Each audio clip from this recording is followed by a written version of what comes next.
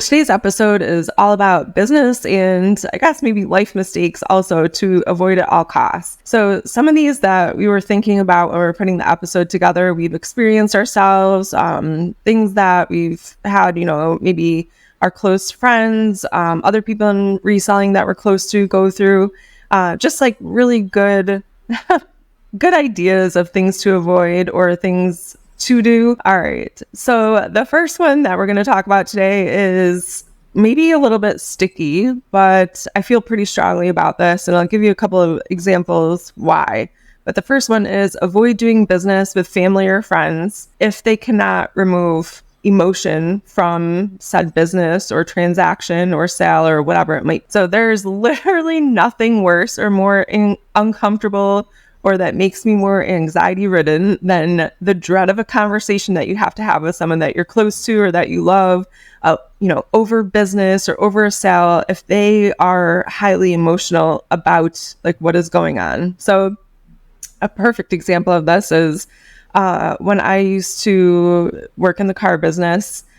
This was quite a few years ago, but I had one of my family members that wanted to purchase a vehicle from me. And she lived a couple towns over, and it's not that I was, she's, I guess, extended family, but it's not like it was, my mom or something like that. But there were a couple little hiccups in the transaction, and she didn't really care for one of the other people, like that was part of, the whole process of selling her this vehicle. She didn't really care for him for some reason. Just wasn't her cup of tea, but he's like, it's all we got. Like, you got to deal with him. He's the guy, So, it was just a little uncomfortable, and having to walk her through the steps when she was, she's obviously like, she's older than me.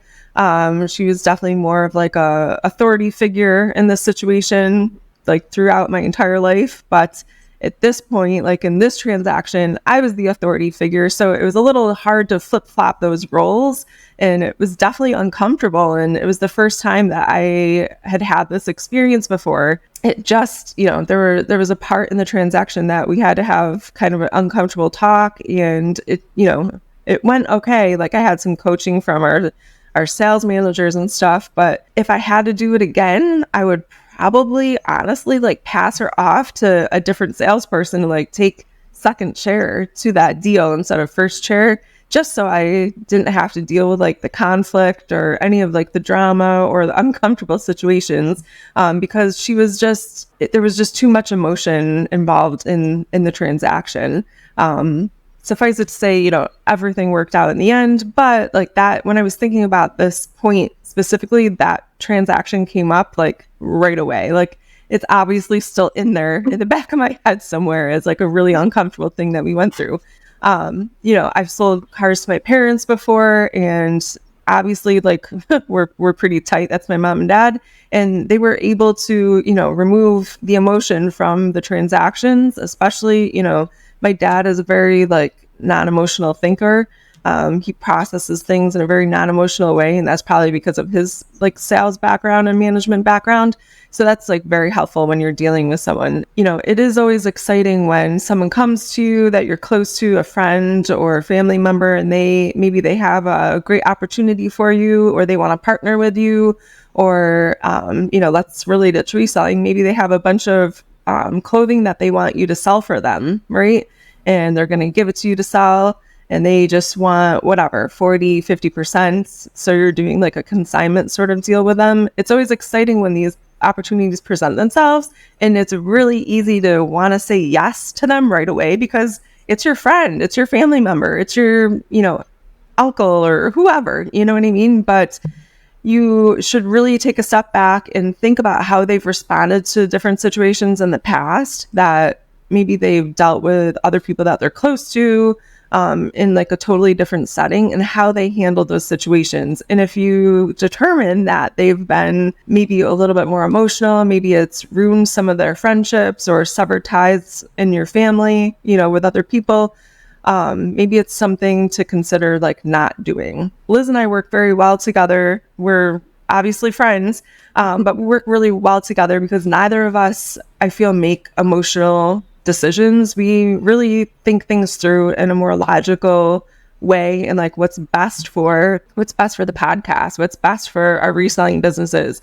And we can tell each other pretty honestly like what we're thinking, like, well, maybe let's do it this way, or let's think about this in a different way, you know, like we, without like saying, you know, Ashley, your idea sucks, like that, you know, like we don't say emotional things to each other, so we're not hurting each other's feelings, and we're able to convey like what we're thinking in a really logical and, you know, businessy way, I guess. Would you agree with all of that? Oh yeah, I think that is very true. You have to have, when it comes to business, I mean, or like projects or anything like that, you have to have, it needs to be equal. You talking about that made me think about my experiences with friends and family. And sometimes I feel like it was the easy way out for them, and it really didn't do me any favor. So one thing I think of is when my cousin's husband wanted us to sell all the stuff he got on that pallet, and he didn't know anything about reselling. He just knew we were the resellers, and well, it's so easy for Liz and Casey, like, let's just give them all of our stuff and they can just sell it for me. And really, we don't say yes anymore. But at the time, we were like, okay, sure, we'll help out family. We'll help them out. And looking back, it's like we spent so much time and it was for nothing, because the items that he gave us, we could barely sell any of them. It just wasn't a good deal for us. You sometimes have to take a step back, and yes, you want to help out your friends and family, but not every situation is going to be a good one for you. If you're going to be the one that has to do all the work and they just sit back and they just give you the items, like, I would rather, looking back, I would rather take the time to look through the items, see what they are, because what they have might not be something that I feel comfortable selling or that I can even sell. So I would rather do like, okay, I'll pay $100 for this, you know, pile of stuff or something like that. Yep, absolutely. And, you know, it's easier to say no up front once you've evaluated like the pros and cons of the situation. It's easier to say no up front before you get into, like, before you dive deep into the whole thing. It's way easier to do that than like halfway through you're regretting your decision. It's like, well, crap, now I really want to back out. I really don't want to do this, but how do I tell them no now? How do I get myself out of this? So if you have found yourself in situations like that before, you might be someone that has a hard time saying no. I know that I've definitely been that person in the past. It's so much easier now. Once you start saying no, it's so much easier to like protect your sanity, protect your business, protect your time, and it becomes a lot easier. So I think that if you found yourself in those situations before, just think like, how did this work out for me in the past? Maybe I should just say no upfront and pass on this opportunity at this point. It doesn't mean that another opportunity won't present itself, but sometimes it's just better to like separate the two. Yeah. And one thing I like about doing the podcast is if somebody comes to me, I can say, well, I have a podcast all about reselling. So if you want to learn how to do it. Exactly. And then it kind of, you know, I kind of get out of it. But I mean, I'm always, if friends call, I actually had a friend, Courtney, call me last night. Her husband's grandparents' house they're going to be renovating and moving into, and they live in Michigan, but they're having to go through all of the stuff that hasn't been gone through in years. And so I was just giving her some tips on, okay, you know, this is how you look up an item on eBay, and you have to keep in mind not everything that you see, even though it looks like it's an antique or it looks like it would be worth money, it might not be worth money. So really, the faster you can get through that stuff, look it up. If it's going to sell on eBay, sell it if it has a good sell-through rate. Otherwise, I would just garage sell it or sell it locally. There are times where I am willing to help, and I'm not saying I'm not going to help anyone, but I do like having the podcast and our YouTube channel so I can say, just go there and learn, you know, because sometimes people just want the easy way out and they don't want to do it themselves because they are overwhelmed with the thought of having to do it. So if somebody approaches you and wants you to sell something or wants to sell you things, just make sure that you are definitely taking a step back and figuring out if it's going to work for you. I feel like this next part is probably more for me, which is being disorganized. And let's see. I mean, with reselling, there are so many moving parts. There's so much that goes into it. Organization is key. It's a struggle. I struggle with it every week. I'm trying to figure out how can I make my life easier by having things that are organized. I like our office setup now. We have a nice little small shipping table I have my little podcast and computer area, and then we have a drop zone for items that Casey needs to list. And so that's really working out for us. But with reselling, you are going to have to be organized. You don't want to be looking for shipping supplies or trying to find where did I put the scissors. Like, everything should have a home. That's always my motto, especially with Casey. I'm like, everything has a home. When he's like, where is this? I'm like, well, this is where we're going to keep it. So then that way, when we need it, it's right there. Because, working with two people, he might put something somewhere and I might put something somewhere else. So really organizing and that really helps us. Yeah, absolutely. And, chaos breeds more chaos. So if you find yourself becoming more unorganized, it's just easy to let that snowball. And especially with, moving recently, it's so easy to let things kind of like build up a little bit, and like a couple boxes are left unpacked here, a couple boxes are left unpacked there. I don't want that. Like, I want it all to be in, like you said, in its space, in its spot. It should be in its home.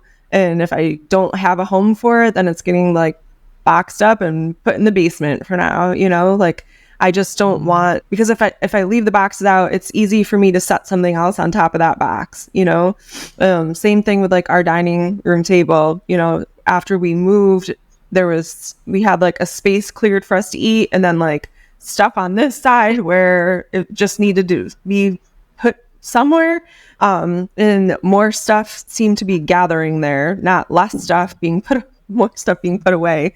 And so it was clearing out, but I just took some time, on one day. I took a little bit of time. I'm like, I'm clearing off this freaking table. I'm putting the rest of the boxes that I don't know what to do with. They're going down to the basement. I need these to be out of here, because it's just so easy to let it slide, and like then it just snowballs, and then you're putting your purse on top of it, and then your receipts go on the table. It's just like, I don't know. I find that like if I don't stay on top of this stuff, it just breeds more stuff, I guess, like just stuff everywhere. So it's really important to, I think, stay on top of that so it doesn't like get out of control. And then you're taking like way too much time out of your business day to start organizing it again. So just stay on top of it. If you need, if you're like, well, crap, this is definitely me, I have crap everywhere, take a day, get your shit together, get it straightened out, and then just stay on top of it. Set a timer. I just saw Ashley Wheeler was talking about this in one of her reels recently.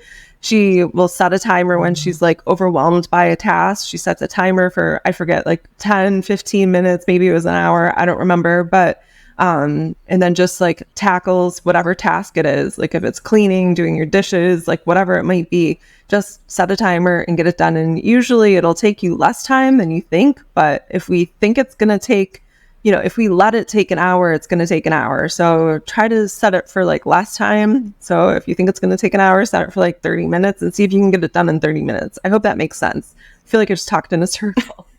No, it totally makes sense. I don't really do a timer with things. I just kind of have a task. Like, okay, this is the task I'm going to work on. But what has really helped with Casey and I is having like that drop table where, we come home from Goodwill or wherever we were at. We put it on that table. We kind of take stuff out. Anything that needs to be cleaned up, Casey will clean up. And then that way, when he goes to list, it's right there. And he knows I'm just going to take that item and I'm going to, photograph it and get it listed. So that has really, really helped us. Another thing that's helped us, if you saw, we went to Costco and we got 67 of those plastic bins. And yes, that was an expense. They were $7.49 a piece, but it makes the garage look so much cleaner and it's so much more organized. Our boxes were different sizes. We sometimes didn't know where things were. And that really, it gave me anxiety. I'd be like, I hope I can find that item. I hope it's in this bin. Who knows? Yesterday, we spent forever looking for this JanSport fanny pack with the side things for water bottles. Oh my gosh, it was supposed to be in box 52. I knew it had to be in a box that was in the higher numbers because it was in the laundry room before. I remember seeing it, and it was in box 46. I literally looked through almost every single box. Now we're getting so much more organized. Use storage shelves. I mean, just having a bin system for inventory, that is very helpful because you don't want to be in our position just kind of blind looking for items because that just is so time consuming and you could be spending that time doing other things. All right. So the next point that we wanted to make is taking shortcuts. Really not ever advised.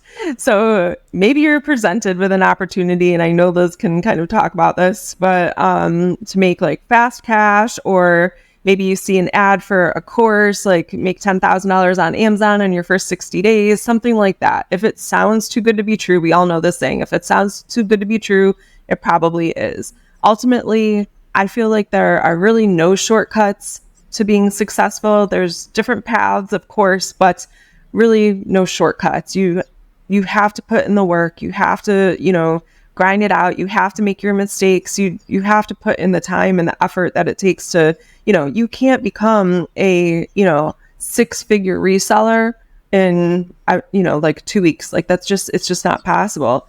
It's not, at least in not a sustainable way. You're not going to consistently hit 6 figures year after year. You might like stumble onto something that will make you 6 figures in the short term, but to be able to consistently do that year after year, you don't just wake up one day and become that person. Like it takes like learning and education and experience to become that person. So you want to talk about your experience with this? Oh boy, do I have quite the experience. I think the biggest thing is you have to realize that the stuff you see on social media, it's not always the truth. I mean, that's a fact. Especially in like the reselling world, you have all these quote unquote gurus that, have these courses and they show you these big screenshots of, oh yeah, I did, $100,000 on Amazon this month, and this is how to do it. And I'll teach you how to do it in 2 weeks and you'll make it, and buy my course. You have to realize those people are making money off of the course. That's what has happened in the past with our experience. We were really big into Amazon private label groups. We went to, we took a course from Kevin David, which we do not regret taking that course. It was $1,000 at the time. It was back in 2016. There was not a lot of information about selling private label products on Amazon. It was very useful. Back then, I would buy it again because it helped us get from point A to point B way faster than if we had to seek out the information ourselves. It was a very helpful Facebook group that we were in. But then he kind of got greedy. He started making all this money on his courses. And then he started a course on Facebook ads and drop shipping and a course on how to make a course. He left the group. He wasn't as active. He hired VAs that were doing everything for him. That information being put out in the group was just not helpful because it was not somebody who was actually experienced selling on Amazon. So flash forward to his Vegas meetup. So we would go to like all of his meetups, and we were presented with an opportunity at the time to pay $15,000. And I don't think I've ever talked about this, to have a done for you Amazon dropshipping account. The person that was selling it, he was a speaker at one of the events, has a lot of knowledge, and we trusted him. So we bought into it. So we paid $15,000. And what he would do is he had all these VAs from like the Philippines, and they would go into your account and they would use software to find items that were listed on Walmart that could be sold on Amazon for more, and then they would drop ship them for you. Well, that account got suspended. And that was back in 2018. We were like, we're not making any money. Our account's suspended. What's going on? We actually got our $15,000 back. Thank goodness. You can't just pay for things like that because we're paying somebody else who's profiting off of us. I mean, that's essentially what was happening. He was getting his $15,000, and then he was paying very minimal for these VAs to set up the account for us that didn't have the training, didn't know what they were doing. And that's why our account got flagged and shut down. Flash forward to like at the beginning of this year, it started affecting our main account because that was a separate Amazon account, which I should probably do a separate episode on because I could just go on and on and on about that. But in the end, we paid the $15,000, and we really, really learned that you can't trust everything that you see on social media or these services that you pay for. You can't assume that's going to make you rich. There is no get rich quick scheme. Especially with reselling or selling on Amazon, there is a lot of work that needs to be put into it. And really, it's just better if you're the one that's doing it. Yeah, absolutely. And, the important point, I think, that I hope people are going to hone in on here is like, yes, you did it. It happened. You got the account shut down, but you got your money back. However, like it might sound like it's all fine and well, but that decision it was still affecting you up until very, very recently, because it was affecting your other Amazon account.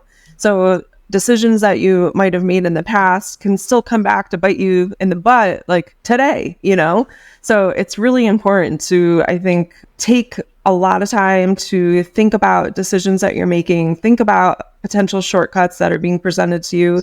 How could this, affect me in the future? And it just, there's a reason that saying is so well known. If it's too good to be true, it probably is. It's happened to so many people in so many different situations. And guys, just truly, like, it's just not worth it most of the time. It's just not worth it. Yeah, just make sure that if you are going to invest in things, that you've done your research and it's something that is going to be of value.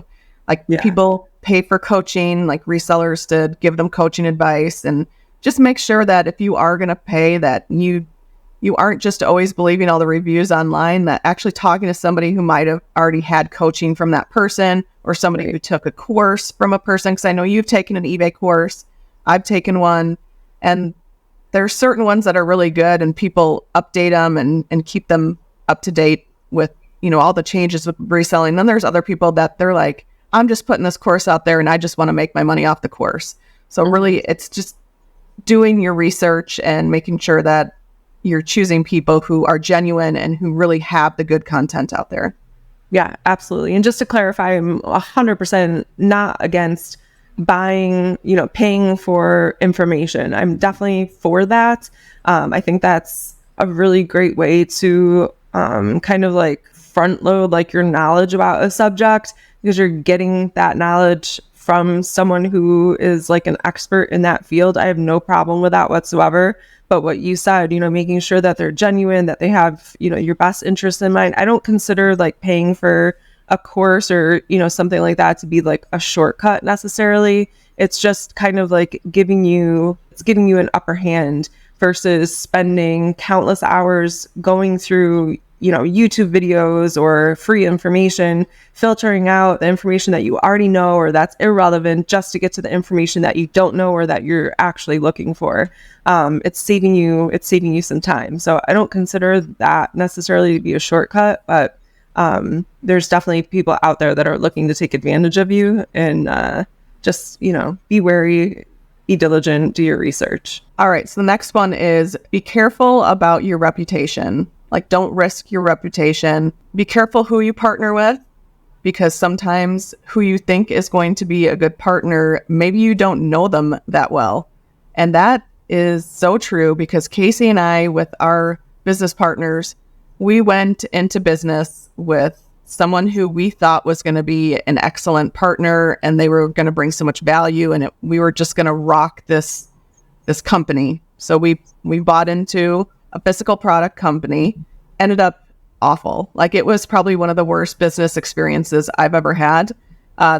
Shortly after we, found a supplier and started producing the products, this person like completely twisted on us. And I can't say who it is because we're still like dealing with legal stuff. She was probably one of the worst humans I have ever dealt with. She turned a switch. I'm like, is she bipolar or something? Because she was like so nice. She grew up in Iowa. I'm like, oh, you got to be a nice person. You're from Iowa, right?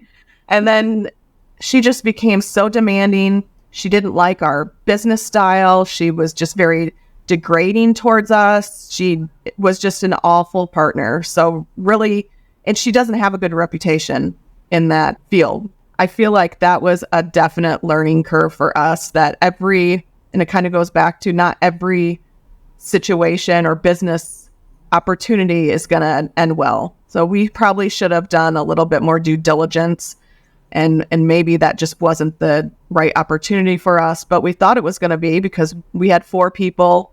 She had a couple people on board. Like, we just thought, wow, this is going to be a great partnership. We know the brand. We've wholesaled for them before, and it's just going to be a really good opportunity. And it ended up being one of the worst experiences, but we learned a lot. We learned who we want to partner with and who we don't. Yep, absolutely. I think it's so important to guard your reputation really at all costs. It's one of the most important things. If you want people to, take you seriously when you come up with, great ideas or have opportunities, you want the right people to be willing to partner with you and vice versa. You want those people to come to you when they have opportunities. But if you, are taking shortcuts and making bad business decisions, those people, they won't look twice at you if they do have an opportunity for you, or if you're trying to present them with an opportunity. Something that when I was thinking about this point was that, I've heard this before, a reputation takes a moment to destroy, but an entire lifetime to build. And that is it's so true, right? It's like one bad mistake, like one wrong decision can completely destroy everything that you've worked so hard for. And, it's so important to remember that. All right. So the next mistake is not taking your time to make important decisions. And I've talked about this a little bit more recently, but it's really important for me to have alone time to just sit and think. And I know that might sound a little weird, but it's just how I've always been. Like, I remember being in college and constantly being surrounded by people, like when I was living on campus, and I was never alone. And I never had time to just like sit and process things. And I started I was making bad decisions, like nothing crazy, but, I would skip my Friday class or whatever because no one else had classes on Friday. We only had classes till noon on that campus, and that was it. And for some reason, I seemed to always have classes on Friday when none of my friends or roommates ever did. And it was just so easy to get sucked into not going to class and hanging out with them all day. But if I, actually thought about it, that's not the responsible thing to do. I'm paying essentially for me to sit around and not go to class. It's just so important for me to have that time to be clear-headed, make good decisions. And I've mentioned before for my creativity. So if you find yourself, I wanted to add this in addition, but if you find yourself being pressured to make decisions very quickly by someone, I need an answer by, Monday.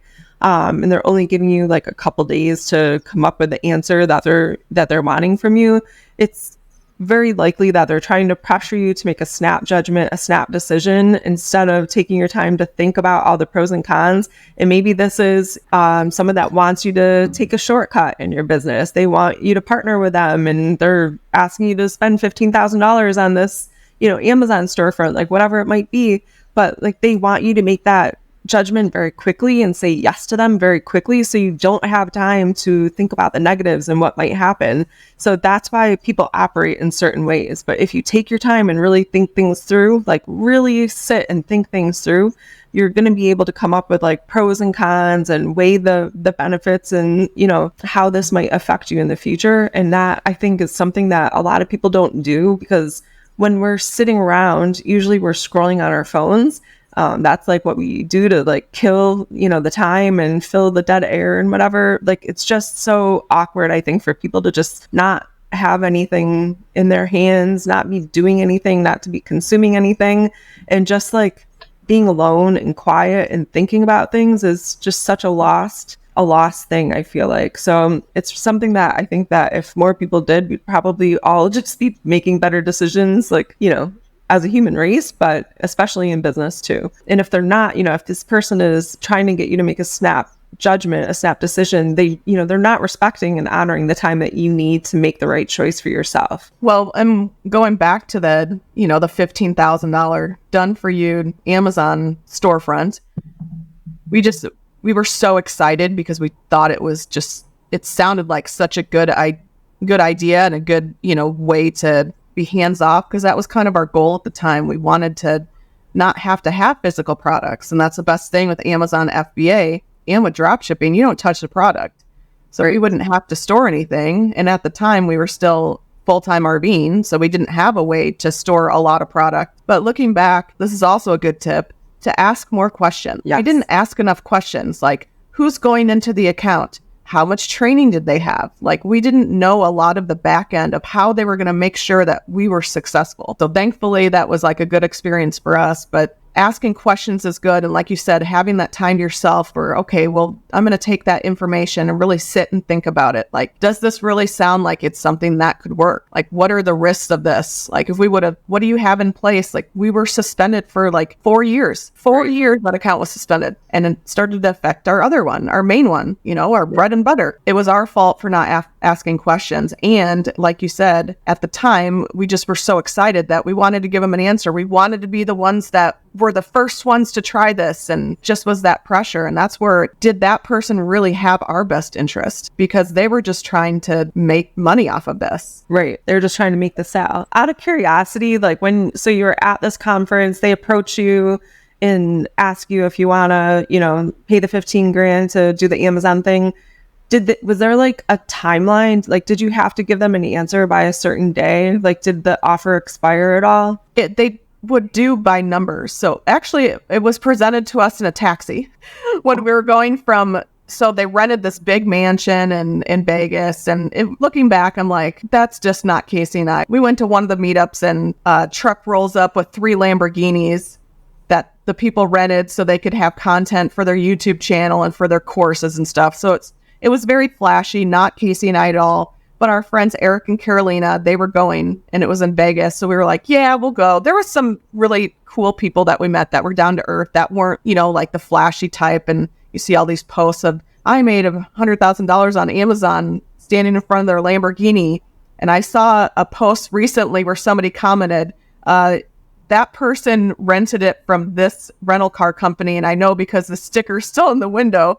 That's where I go back to, you have to be careful what you see online. But we were in the taxi, and he was like, yeah, I'm going to present this to 5 people. And there was 3 people in the car that were like, oh yeah, we're going to do it. And so we felt kind of that pressure because we wanted to be one of the, I don't know how many he said, but it was like 5 or 10 accounts that he wanted to start up and kind of trial run the style of a business. Yeah. And so, looking back, it just was not, we should have just taken our time and really thought it through and asked more questions. And that's another thing. So when I worked in the door-to-door, company, there was like a couple different ways of selling. There were a few different tactics that we would use to sell things to people. So one of them was like this, the offer expires at, whatever the day was, right? So there's a time limit they have to make a decision by. Or like what you were saying, I only have 5 of these left. There's only 5 spaces available. And if you want to be one of the 5, like you kind of have to decide like now-ish, you know what I mean? Or you're going to lose out on that opportunity.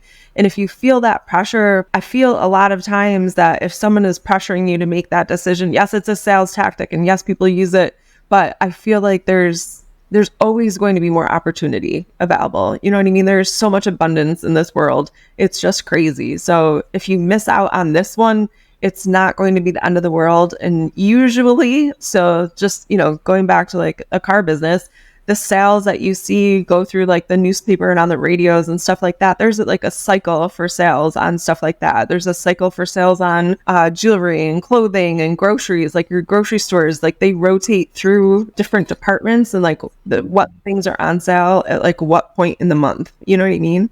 I know who was talking about this. Someone online I saw was talking about this recently, like the Target sales, like clothing is a certain week and women's clothing is a certain time. So you can kind of like plan it out, like when the sale is going to happen.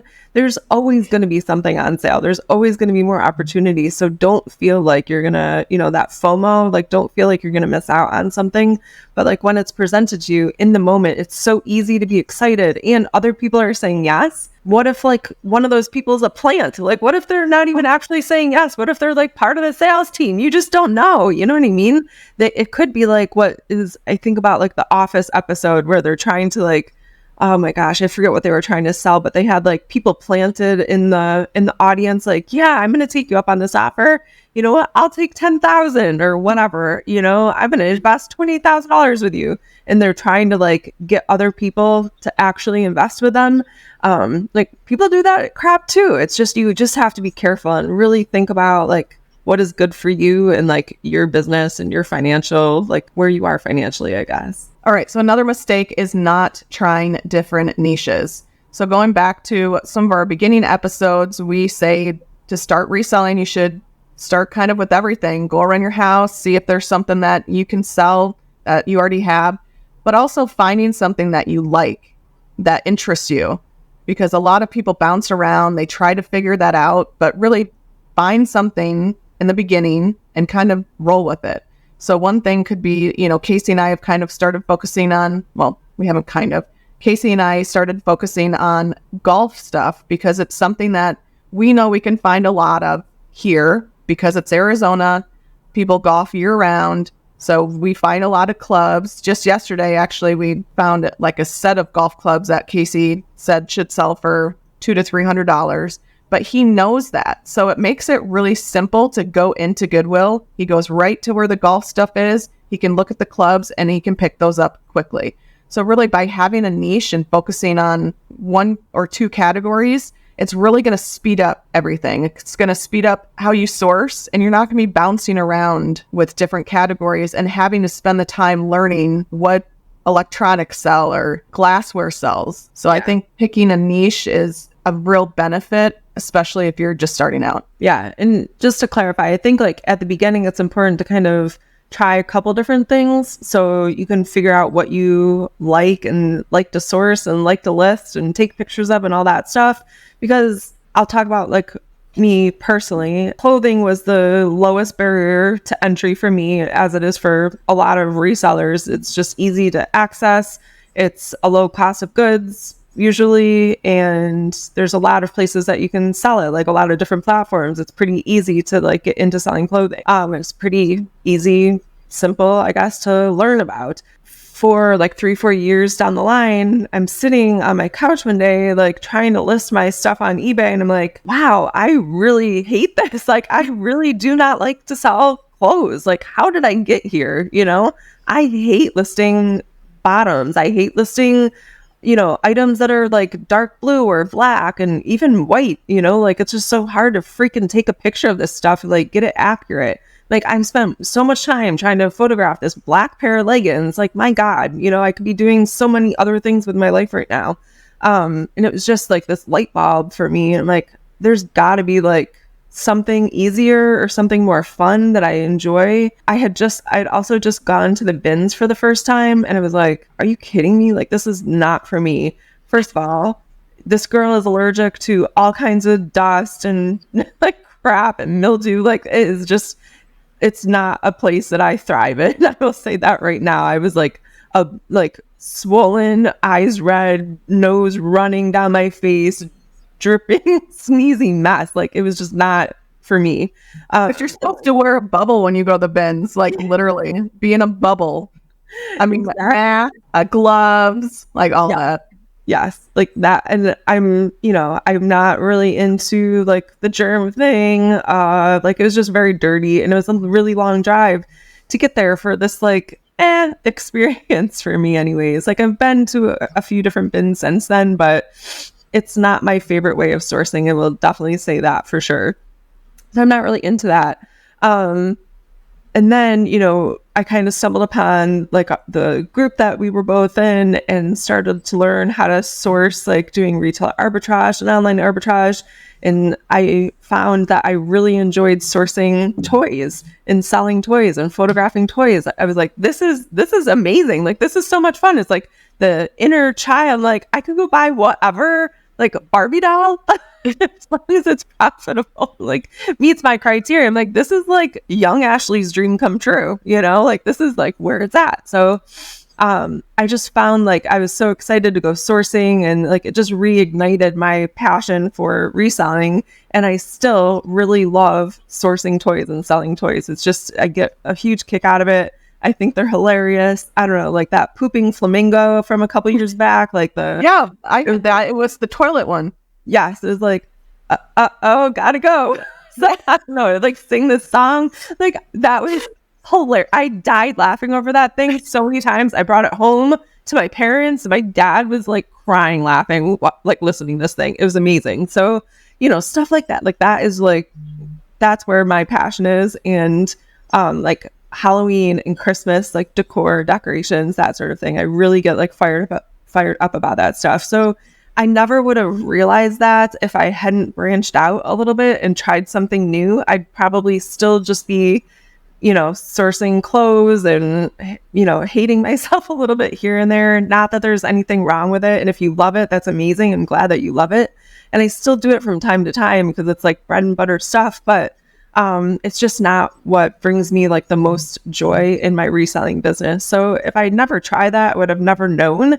And it was just, it was a little bit of a calculated risk to get into that stuff. But I think if you don't dabble in a few different niches and try a few different things, especially at the beginning, then you might find yourself like I was 3-4 years down the line, like selling clothing or selling whatever and just kind of like burning out and like not enjoying it anymore. So if you found yourself in that situation, then maybe trying something else is a good thing to consider. We've talked about this before. So if you're starting to feel burnout, consider learning a little bit of a different niche while you're still, selling your bread and butter stuff. All right. And the last point that we have for you guys, I think it's really important. We kind of mentioned it before, but in like a different way, is to be careful who you partner with. I don't mean this in just a business sense. I mean this in like who you date, who you choose to marry. Like these are huge decisions. And I don't think we consider this all the time when it comes to how the people we have in our life are going to affect our business, like now and in the future. The wrong person could absolutely make or break your business. Having the support of your like partner, your significant other is absolutely crucial. When, Brian and I started dating, like I lived alone for a very long time. It was really hard to like get into the swing of like a new schedule, new patterns. Like when am I going to fit in sourcing? Because, obviously like when you're first starting to date someone, like you want to spend all this time with them, like you guys, you like each other, you want to be together.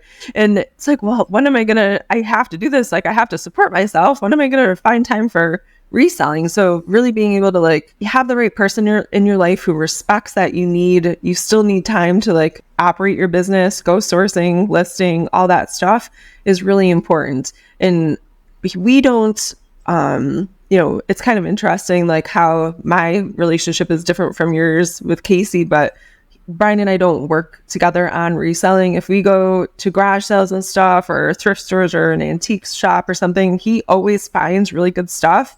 And he also still works like in a segment of the automotive industry. So he's constantly like coming home with stuff for me to sell that like the parts department is like throwing out, or there's like these abandoned keys or whatever that like they've had for 2 years and the car's just long gone. So I sell a lot of automotive stuff because he's really good at sourcing it for me.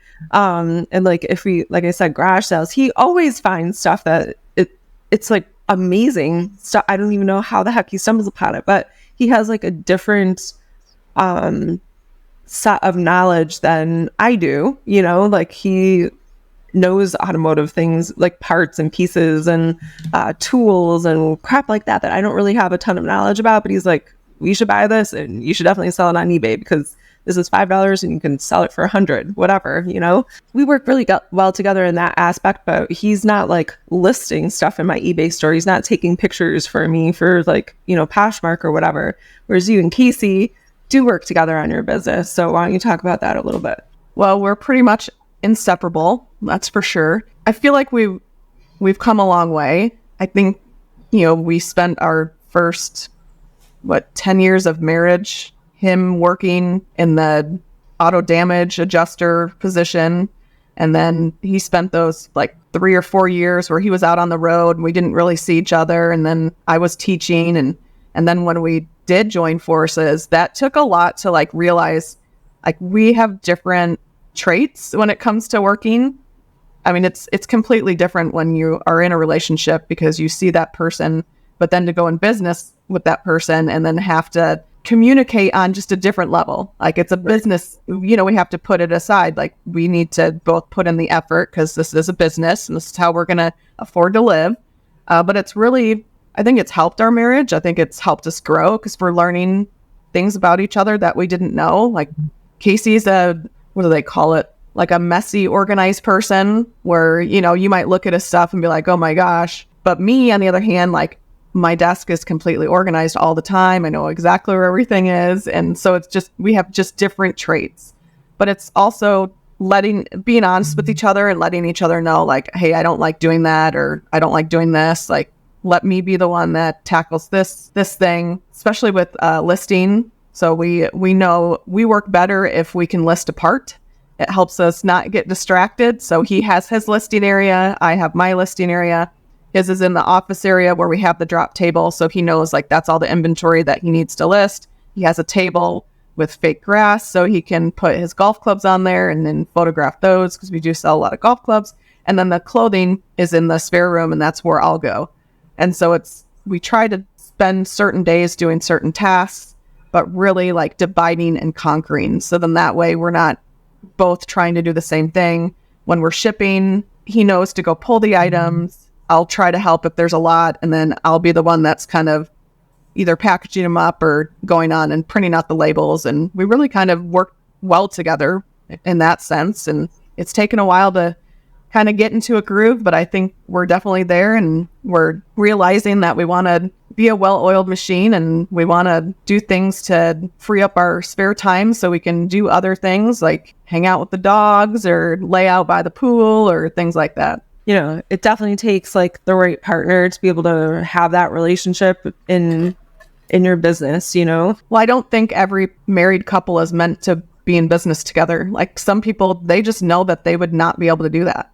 Yeah. But we knew because, I mean, I feel like we're a unique couple because we like to spend pretty much every single minute together. But ironically, after this podcast, my mom's coming over and her and I are going to do a staycation for 3 days at this place called Harrah's. So we're going to be there and I'll get to kind of have a break. And then when I come back, Casey's going on a camping trip. So, you know, we do also take time for ourselves because that's so important. And because we do spend so much time together, we lived in an RV for 1.5 years. I mean, that's definitely a test of your marriage, let me tell you, because you were in such a small space. And then to, you know, balance everything and then come back, and then COVID hit. And so we were stuck inside the house together. But I mean, we just work well together. And I think not every couple can do that. I think, you know, they might fight or bicker, or they wouldn't have the communication skills on that business level. So really that's something to think about if you do have a significant other, you know, like in your situation, you are fine with that's what you do. Reselling is yours. And, you know. Yeah. And I don't know if I've ever talked about this before, but Brian and I actually worked together for a very long time in the car business, like a long, long time ago. And so we've had that experience of working together, and we work very, very well together. But this is just, I like having like my thing, and he's very good at what he does. And I think it's, you know, the way that I talked about this earlier in the episode, but I like to have like my own time. I lived by myself for so long. I didn't know, like when we first moved in together, I was like, I don't really know. I don't live well with other people. I like to be by myself. I really do. And he just, you know, he's very respectful of that. And we just like, it just works, you know? So it's just very interesting to me how like two different relationships and two different reselling like businesses can operate successfully in different ways. I would say that I've seen people talking about this recently that are like in the dating world right now. They've mentioned, you know, like on dates or whatever, like what they do for work, because that's like obviously like a get to know you kind of question. And some people are like some of the guys are like sticking their noses up at like the idea of reselling. You know what I mean? That's probably not someone that you want like in to partner with. If they kind of look down on you for like what you're doing, you know what I mean? Like that's just probably not the right person for you. If they're going to constantly be critical or criticizing or like demeaning of like what you've chosen to do for your career, probably not a good choice, you know? So that's all. Just be very careful of who you're partnering with in your personal life, who you're surrounding yourself with, friends wise, family wise. We've talked about that before too. It could definitely make or break your business for sure. All right, guys, that's a wrap on today's episode. Thank you so much for listening to the Paycheck to Daycheck Reselling Podcast. Anything we mentioned in this episode will be linked down below in the show notes or description down below. Be sure to share this episode with anyone you think it will help and follow us on social media at P2D Podcast. Thanks again for listening. Keep working towards that Daycheck.